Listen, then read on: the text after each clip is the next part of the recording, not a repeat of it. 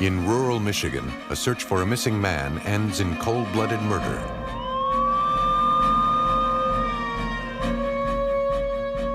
Investigators call on a team of forensic scientists to establish the victim's time of death and bring his killer to justice. In Salinas, California, a couple finds a skeleton in a shallow grave under their house.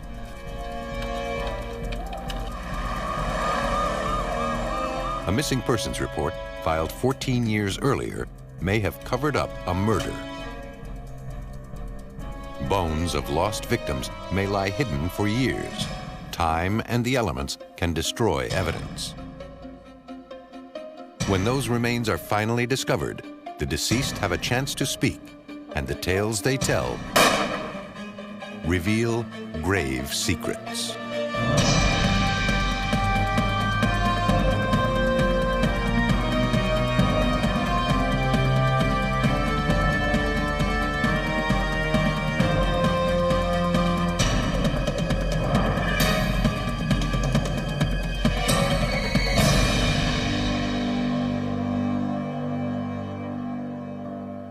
In this episode, some of the names have been changed.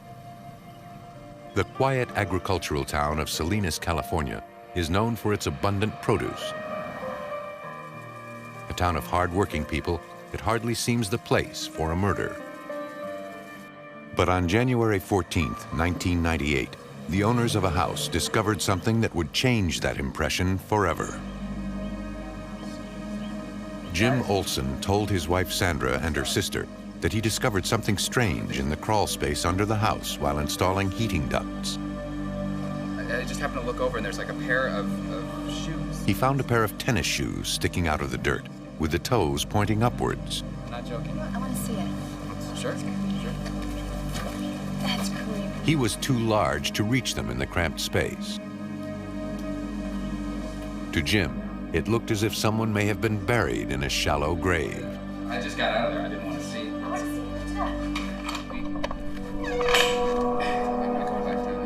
They all hoped it was a prank. They're directly back there, right under the kitchen.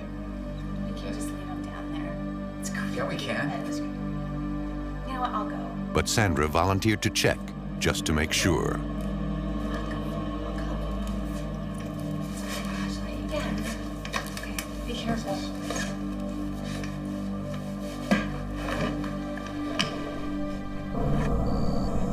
Slide over here. Straight back towards the kitchen. See it?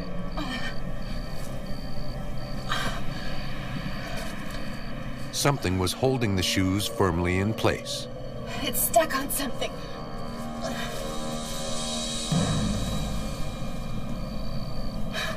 In the dim light, Sandra could see that the shoes were attached to a skeleton. Jim called 911. Officers from the Salinas Police Department responded to the call.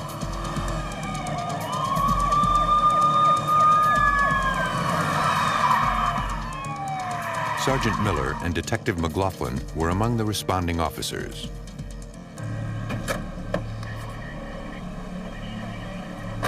Police confirmed that the bones were human, and the area was declared a crime scene.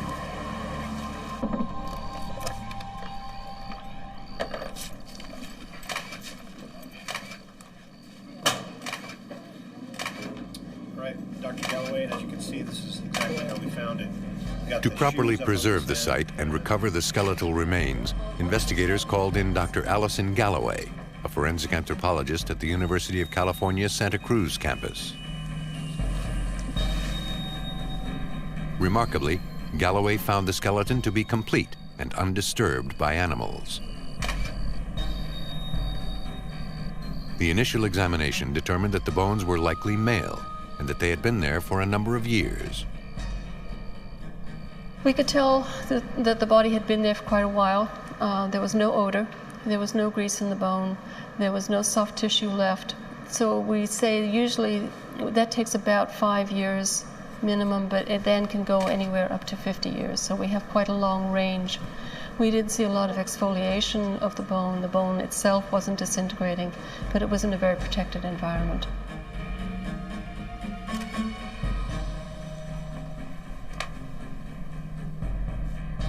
Decomposed jeans and underwear suggested the victim had been fully clothed at the time of his death and burial. As Galloway carefully sifted through the remains, she found a .38 caliber bullet. Police now believed they had uncovered a homicide.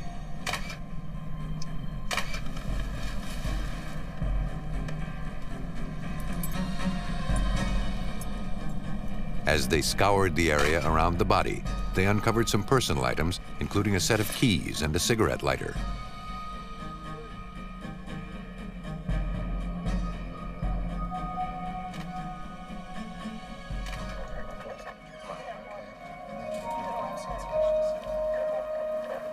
Sergeant Miller of the Salinas Police Department spoke with the family that currently owned the house. A couple of real quick questions. Just pretty much the basics as far as when did you buy the house here? They said that they had lived there for 2.5 years. And I got the story just real quick. Let me just run it by and see if I got everything straight. This was the first time anyone had been in the crawl space. Push it over.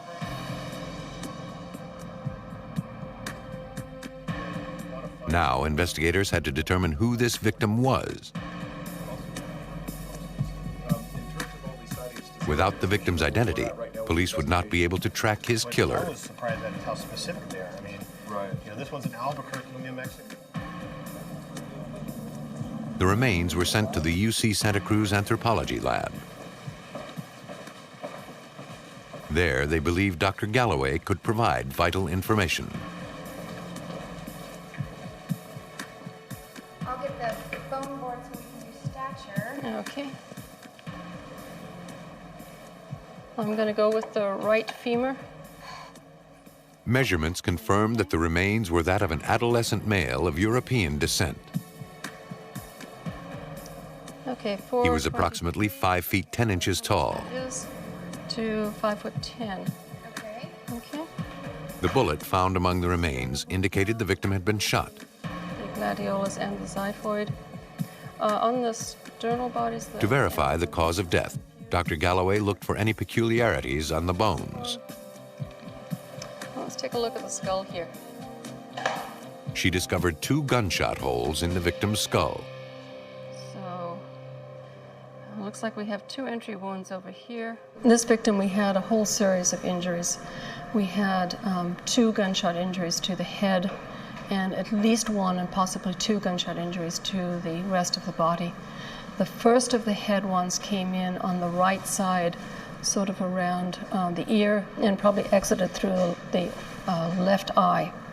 And then the second injury came in a little bit further forward, and that moved and came out on this side over here.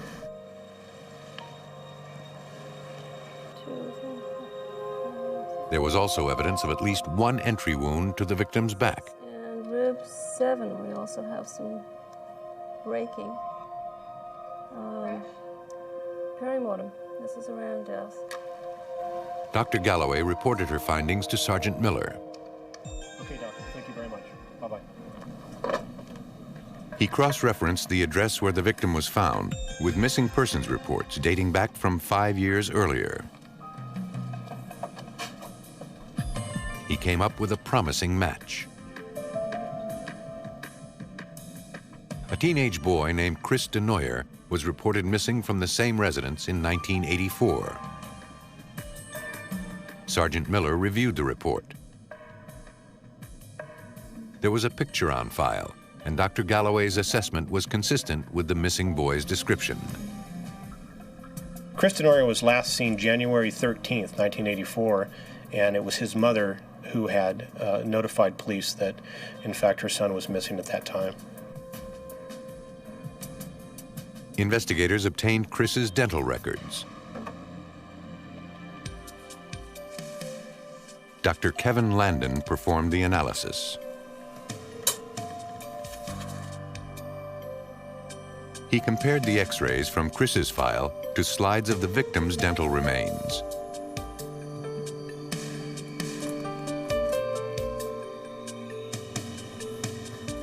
He noticed something. I found that there was a retainer, an orthodontic type retainer on the lower jaw extending from his left canine tooth to his right canine tooth with an orthodontic band around it. During the time that this individual was alive, that was a standard type of orthodontic retainer to place. Nowadays they are made a little different, bonded in the back of the teeth so that they're not so visible. Dr. Landon had found a positive match. I concluded that the dental remains from this individual under the house matched the dental records that I received. Investigators finally had a name and a face for their victim. Now they needed to find out who had murdered Chris Denoyer. But after 14 years, the killer's trail was cold. Little evidence remained. Police were uncertain they would ever solve this case. Police in Salinas, California struggled to track the killer of Chris Denoyer, whose body was found 14 years after he was reported missing. A .38 caliber bullet was the only evidence the killer left behind.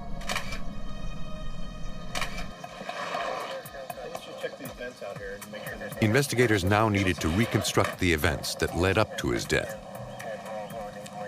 First, they wanted to make sure there was no access to the crawl space from the outside of the house. They found none. There's only one way in and one way out.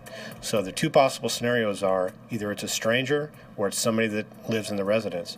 Now, if you try to play out the stranger scenario, you'd have to say the stranger came into the house, murdered Chris, and then hoped that they would have enough time to drag this body into their house, dig a grave, cover it over, and crawl out before anyone comes home. And that didn't seem likely to the police.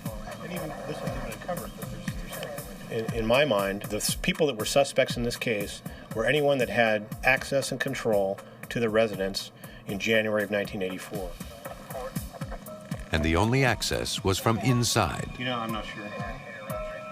But Sergeant Miller wanted to be certain that Chris hadn't been murdered after he went missing. He made another call to Dr. Kevin Landon.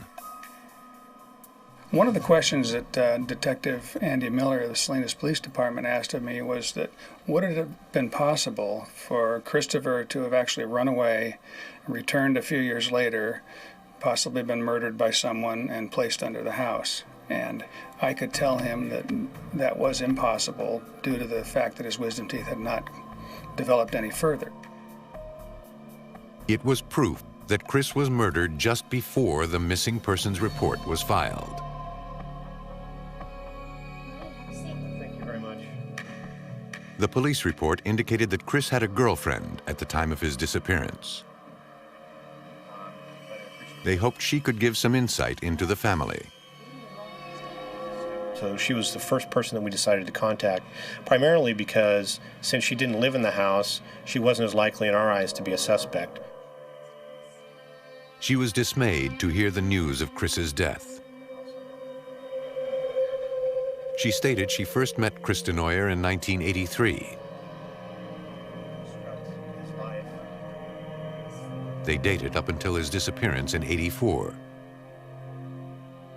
Chris, she said, was her first love. When asked about Chris's relationship with his parents, she said that Chris and his stepfather, Jackson Viarta, constantly fought. Viarta was always on him about something.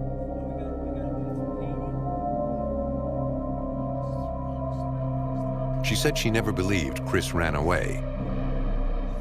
He wouldn't have left without saying goodbye to her. Hi, Mrs. Viarta. Detective Miller from Salinas PD. We talked on the phone.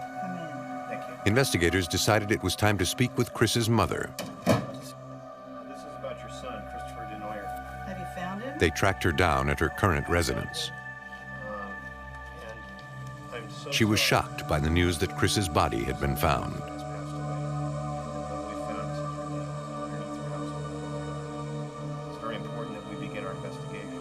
On the day Chris disappeared, she was at work.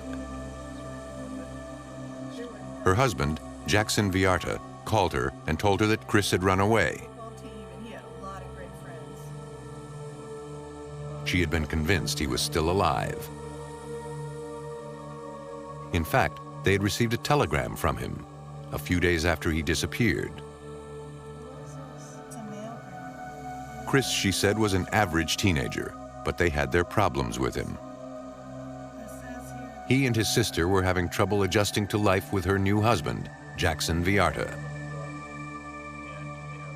Investigators asked if anyone in the family owned a gun.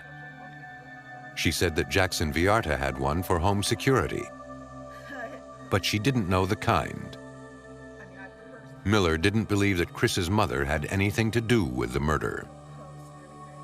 At the time of this murder, Chris's mother was pregnant, and she's a heavy-set woman to begin with, so the idea of her going through this very small crawl space and digging, a 6-foot trench under her house and dragging a 180-pound victim under there, that's pretty much out of the question.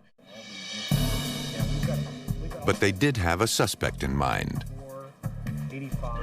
Chris's stepfather, Jackson Villarta.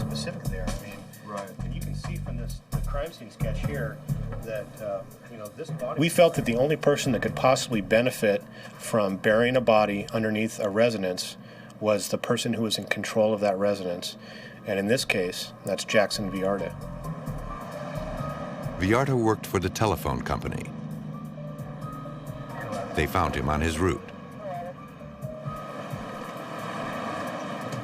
Excuse me, Mr. Villarta.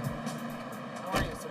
As investigators approached, they noticed he had the right size and build to dig the 6-foot trench in the crawl space. We're from Salinas PD. Mr. Villarta, I already talked to your supervisor. He agreed to accompany them in for questioning.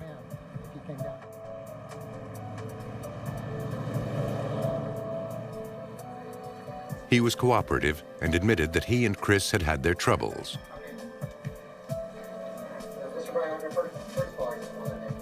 But he said that was normal. Teenagers often have conflicts with their step-parents.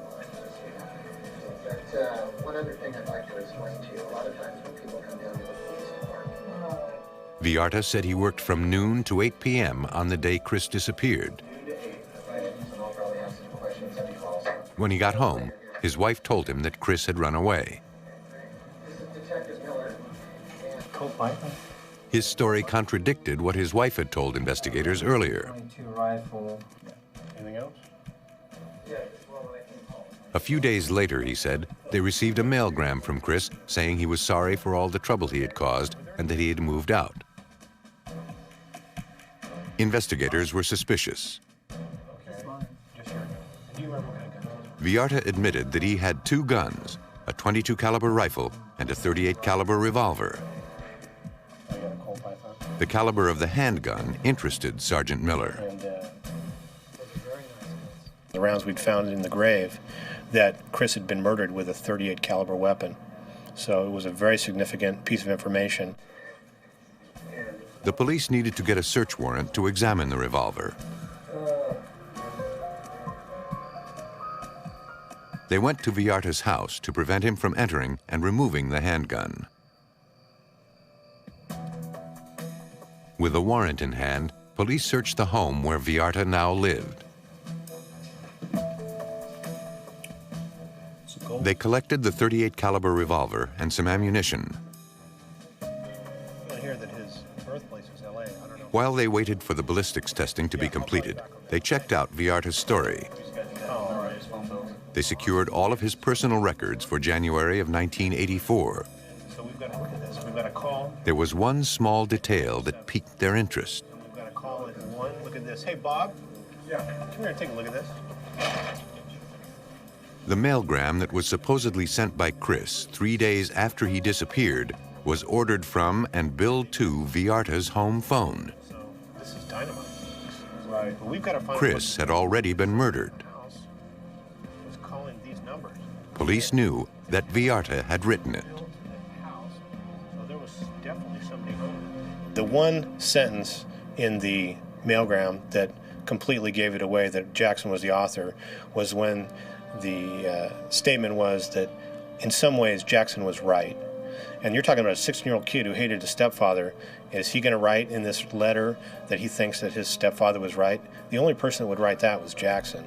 So the whole idea of the mailgram right from the beginning was preposterous. The circumstantial evidence against Jackson Villarta was mounting. The house on Navajo Drive. But investigators would need one more piece of evidence to make an arrest. Detectives in Salinas, California had identified Jackson Villarta as the prime suspect in the murder of his teenage stepson, Chris Denoyer. But they still needed physical evidence to link him to the scene of the crime. A .38 caliber revolver and ammunition were collected during a search of his house. Scott Armstrong, senior criminalist with the California State Department of Justice, examined the gun.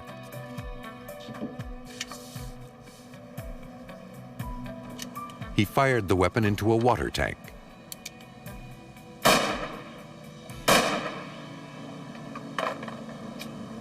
And collected the spent bullets. The gun, whether it's a revolver or a pistol, will have two kinds of markings that they impress on the bullet: class characteristics and individual characteristics. The class characteristics would be things that would be common to all guns of that make and manufacture. The individual characteristics are unique markings called lands and grooves, which are left on a bullet as it travels through the gun barrel. They are as individual as fingerprints.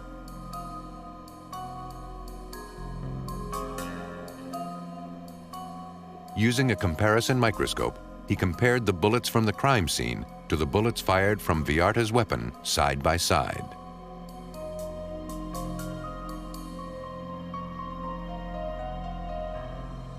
The bullets matched.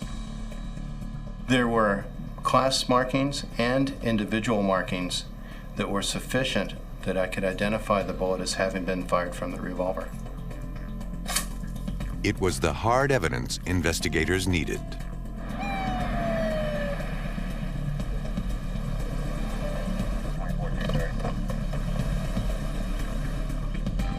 Mr. Villarta, with your left hand, slowly reach out and open the door from the outside. Slowly step out of the vehicle and face away from me. Take 2 steps to your left. Stop. Put your hands behind your back and interlace your fingers. Get down on your knees.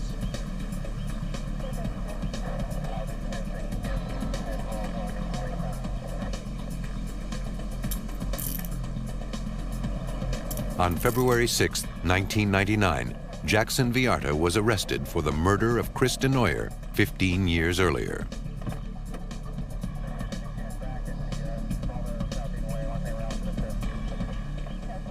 Under questioning, he denied all charges and maintained his innocence. At trial, investigators presented a videotape that proved it wasn't likely an outsider broke into the home, killed Chris, and then buried him in the crawl space. An officer matching Villarta's physical description dug a hole in the confined area. The experiment was timed. It took a little over an hour.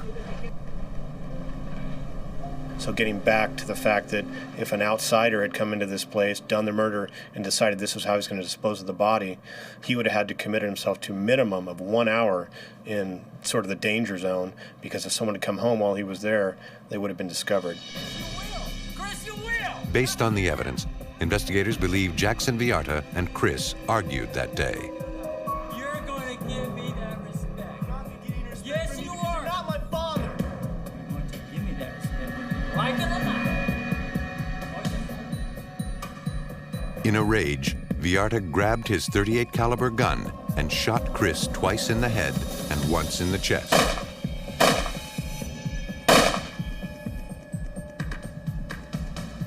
Then, he hid his body in the crawl space under the house.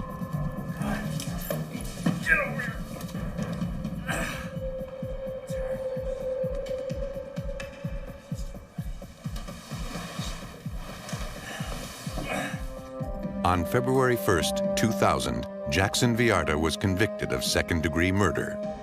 He was sentenced to 17 years to life. Jackson Villarta thought that burying his victim under the house would permanently conceal the evidence of his crime. But some killers believe time and the elements will erase the evidence for them. In June 1995, the Lansing Police Department in Michigan was working a difficult case. Detective Jay Trost led the investigation. Got a missing person, has been missing quite some time. We're looking, I got a photo of here I'm going to pass out, see if anyone here can locate this guy or if everyone else. 29-year-old Mark Bosom had vanished. Anyone got any questions on him or anything like that? Do you know if he's supposed to be armed with any type of... Well, we believe he's more of a victim. We don't suspect he'd be armed, but you never know, so be careful. At this point, I wouldn't really consider it. Mark's wife, Cindy, reported him missing 3 weeks earlier. For him, if you find anything about him, anyone that knows him, any information you might think is pertinent, just give me a call or leave me a message, and I'll get back with you. He's been missing for... The longer Mark was missing, the more Detective Trost suspected foul play. He needed to find out if anyone had seen him or knew of his whereabouts. Officers were sent to interview his relatives, friends, and acquaintances. They learned that the day before Mark disappeared, he cashed his income tax check and was paid from his job. But dozens of interviews turned up nothing else. The police could find no one who'd heard from him since his disappearance. He wasn't seen anywhere, couldn't find anyone that had any kind of contact. We couldn't even find anyone that had even seen him or could remember seeing him, anything like that. So he just like vanished. Sergeant Mark Murray was eager to speak with Mark Bosom's wife, Cindy, the last person known to have seen him. She admitted to him that she and her husband had their problems and were separated as a result, but claimed that both of them wanted to save the marriage. She appeared to me to be a very loving and caring mother. She and Mark had a daughter, and she seemed to be trying to keep the family together. So they were trying to iron out their differences and get things worked out and patched up. She told the sergeant that a few nights before his disappearance, Mark visited her at the bowling alley where she worked as a waitress. When he arrived, a man named Tom Hart was talking to her. Mark was uncomfortable with Hart and believed that he was interested in more than just a friendship with his wife. According to Cindy, Hart was infatuated with her. She told Sergeant Murray that on several occasions she noticed Hart following her after work. In fact, her husband insisted that she take out a restraining order against him. But Cindy considered Hart a friend and couldn't believe that he had anything to do with Mark's disappearance. Sergeant Murray wasn't so sure. Hey guys, how's it going? What I thought was that led a little more credibility to the fact that some foul play could have been involved in his gone missing as opposed to him just leaving on his own. Investigators decided to take a closer look at Tom Hart. When questioned by investigators, Hart was cooperative. The 52-year-old claimed that he and Cindy Bosom had more than a friendly relationship. He said that Cindy was planning on divorcing her estranged husband and moving in with him, but was apprehensive about telling Mark.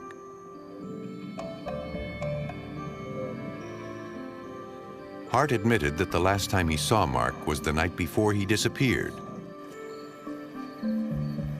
he had met with him in person to inform him of their intentions. While Mark wasn't happy about this news, the conversation ended cordially.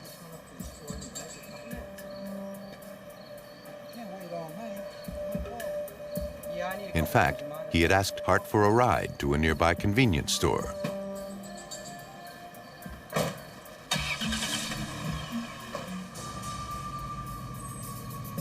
Hart agreed and dropped him off.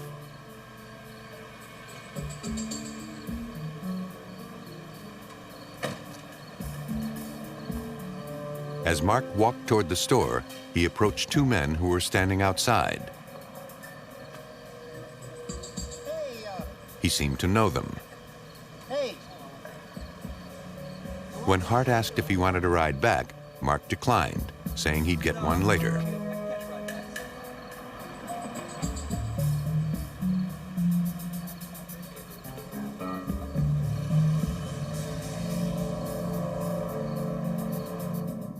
That was the last time he saw him. Police asked if he would be willing to take a polygraph test. Though he insisted he had nothing to hide, Hart refused, claiming he had no idea where Mark Bosom was. Investigators didn't believe him. By his tone and his mannerisms and his basically, it's not that he wouldn't answer questions, but he was very evasive in his answers. He wasn't real forthcoming with a lot of information. We had to pry everything out of him. He would give you an answer to a question, but he never gave you any meat. Investigators knew Hart was covering up for something. And there was still no evidence of a crime. Police in Lansing, Michigan worked to solve the missing persons case of 29-year-old Mark Bosom. Tom Hart, the last person to see him the night he disappeared, said he dropped Mark off at a convenience store. Investigators doubted his story. They contacted the manager of the convenience store to see if there was a surveillance camera in the parking lot. There wasn't one. And no one remembered seeing either man that night. With no evidence of a crime and only their suspicions that Tom Hart was involved in Mark's disappearance, investigators met to discuss their next move.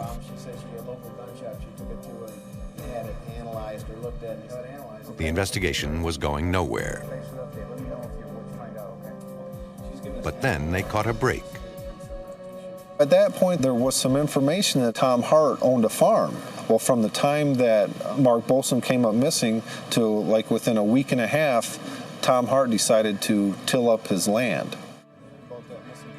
If Hart was involved in Mark Bosom's disappearance, it was also likely he would hide the evidence.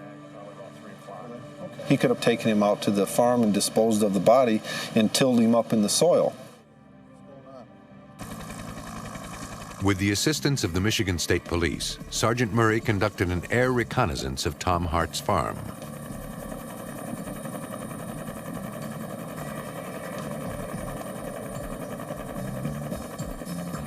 We were looking for where the ground had been tilled up and disturbed. Maybe a grave had been dug, that the furrows would be different in the ground. It was a promising lead. But after hours of searching, there was no evidence of a burial or a recent grave. Without a search warrant, all investigators could do was wait.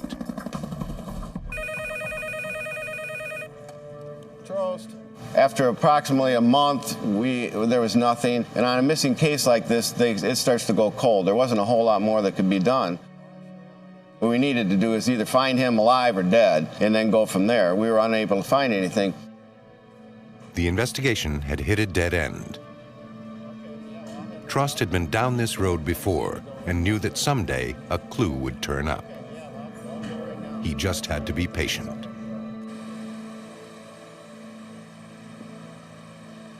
Almost a year and a half later, in nearby Shiawassee County, a man walking his dog made a terrible discovery.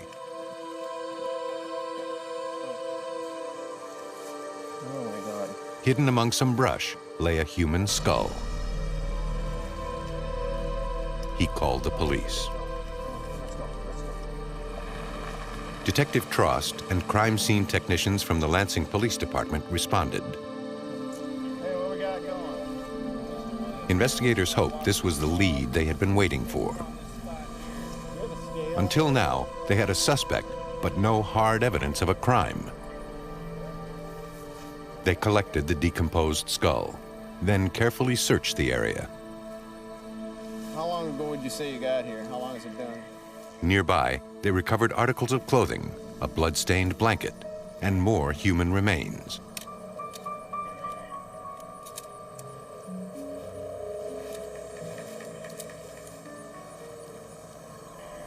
They also found a spent .22 caliber bullet casing.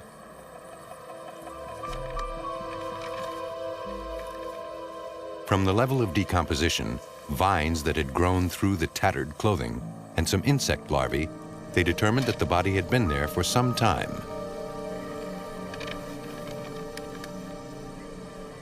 But their search of the area yielded no clues to the victim's identity.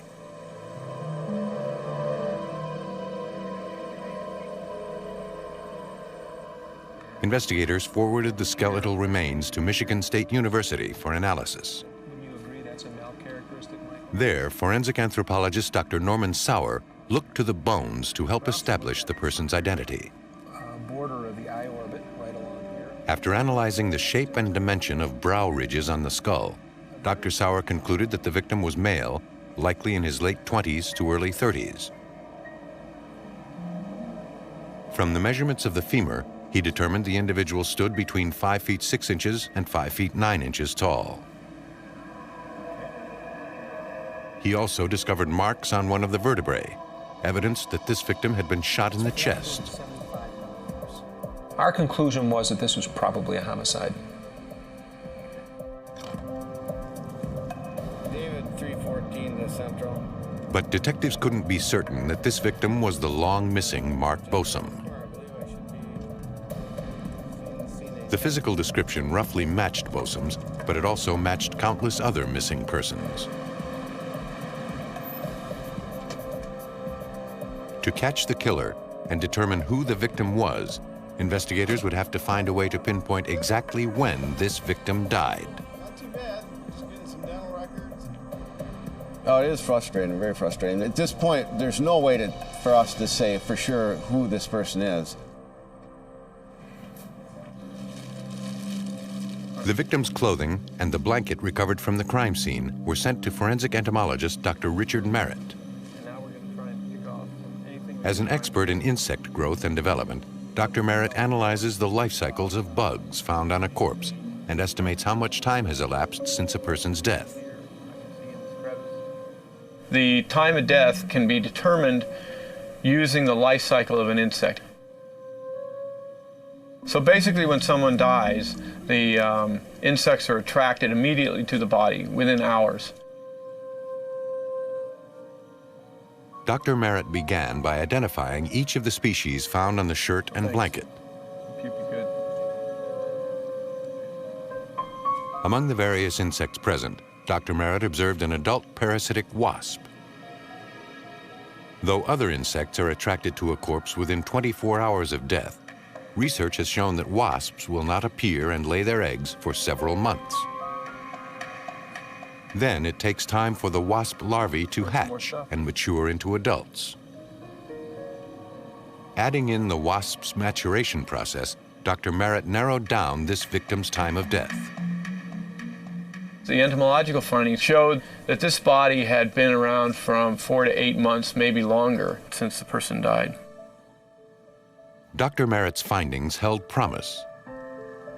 This victim hadn't been killed recently. Forensic botanist Dr. Frank Ewers analyzed the grapevines found growing through the victim's clothing.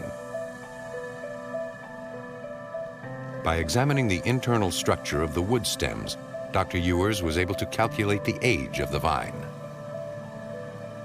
Here you can see a growth ring. From this, we can tell that there was quite a lot of growth the previous year. So that meant that it had to be at least 15 months old. And so it told us that the body had to be there at least 15 months. I haven't got any new information from anybody. It was the break investigators were waiting for. Cindy Bosom put them in touch with Mark's dentist. His dental records were sent to anthropologist Dr. Norman Sauer. Dr. Sauer compared Mark's dental x-rays with the post-mortem x-rays taken from the victim's remains. Once the police had an idea who the remains belonged to, they went to that person's dentist and were able to get a hold of dental records and dental x-rays. And that allowed us to do a side-by-side comparison and positively identify the remains as those of Mark Allen Bosom. With the help of forensic examiners, police had finally identified the victim.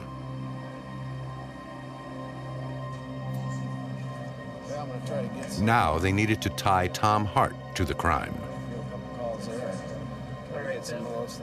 Looking for answers, they began questioning all known associates of the suspect. And then let me know what happens. Will do. An acquaintance of Hart's told police that Hart owned a .22 caliber gun. In fact, he and Hart had used such a gun for target practice prior to Mark Bosom's disappearance. You show me how it's done. Okay, I will. Now, just watch the old timer. I'll show you how it's done.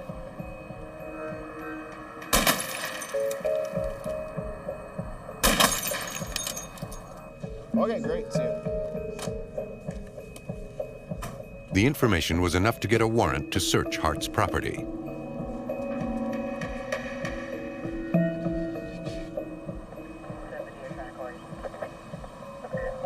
Investigators paid particular attention to Tom Hart's gun collection.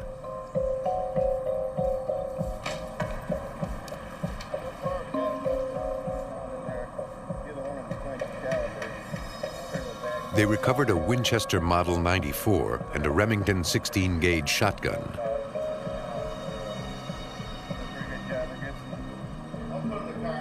Detective Jay Trost knew that neither gun was of the caliber used in the homicide. I was looking for a .22 handgun, something like that. I did collect some rifles. I didn't really, in my heart, believe that they were involved, but you got to collect everything, and sometimes stories change. So we took what we could find, but there wasn't much there. 18 months after Mark Bosom's murder, investigators had a suspect, but still no evidence against him.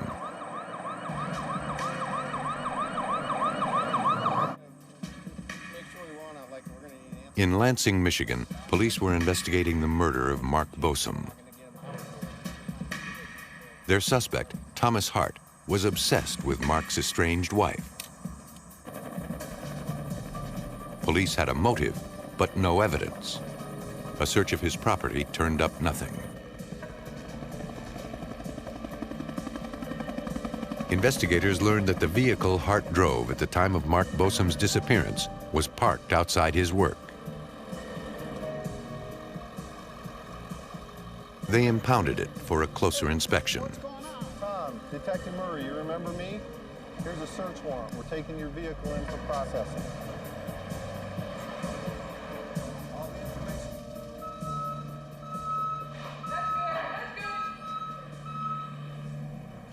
Although the car had been thoroughly cleaned, they detected trace amounts of blood. When we went through it, we were able to determine with luminol that there was actually blood on the passenger seat. And that wasn't all. When they cut the seat open, they discovered that the cushion below was covered with dried blood. It had been there a year and a half, and it was degraded. I mean, it smelled like degraded blood. When you looked down there, I went, whoa. I was expecting little trace amounts of blood. There was like a big puddle of dried blood. So with that was very, very good and exciting evidence for me, because now with this blood, we got somewhere to go. We can figure out whose blood it is. I am assuming at this time that it's probably Mark Bosom's blood. Now I got to figure out how to get that analyzed. Investigators knew that if both parents were alive, a DNA match could be established. I knew that the mother was alive. I called her, and she was able to tell me that the father wasn't back alive. So we actually drew blood from both those people. It was turned over to the crime lab along with the evidence they had at the scene, and they were able to analyze that and hopefully get DNA. They were in luck. It was a match. The blood in the car matches both parents' blood, which in turn is Mark Bosom blood. So now we got an exact match. And in my mind right now, we got enough probably to get an arrest warrant for murder. Police finally had the evidence they needed to arrest Tom Hart. But Hart was hiding out at his farm. Because of his violent history, they didn't want to rush the house. And it was only a matter of time before he came out. Police watched and waited. He was pretty much aware that there was a warrant out for him by now, and he was hiding out. Looks like he's going to the barn. He actually walked out, got in the vehicle, and left, and he didn't even go out on the road. I'm guessing if he didn't go out on the road, maybe he thought the police weren't going to get him. But he drove through the field. When they saw that, they just swooped in on him.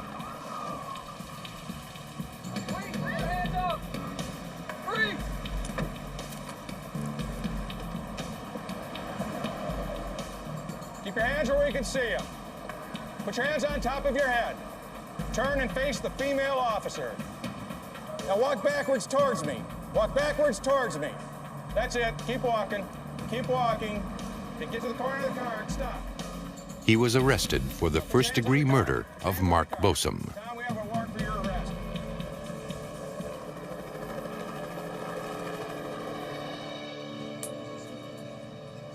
Hey, have a seat, please. At the police department, Tom Hart was informed of his rights. Do you understand you've been arrested for first-degree murder? Before we get into that, I'll talk to you about that. He refused to answer any questions and demanded his attorney. We'll get you your attorney. We're ready. We can get someone to come in here. Ready, you can take him down to the jail. Right up there against the window. He was placed in the Lansing County Jail to await trial.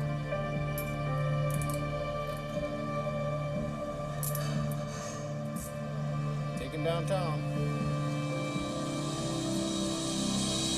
When it became clear that Cindy Bosom only wanted to be friends, a jealous Hart confronted Mark Bosom. He lured him into his car. Then he drove Mark Bosom to a deserted area where he shot the unsuspecting victim in the neck.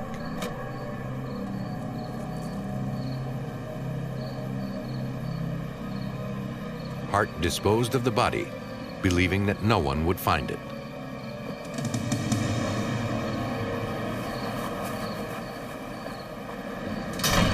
On January 9, 1998, Thomas Hart was convicted of first-degree murder and sentenced to life in prison. Some killers believe they can get away with murder. Hiding a body may seem like the best plan, but even when many years have passed and only bones remain, forensic science can find the truth and uncover grave secrets.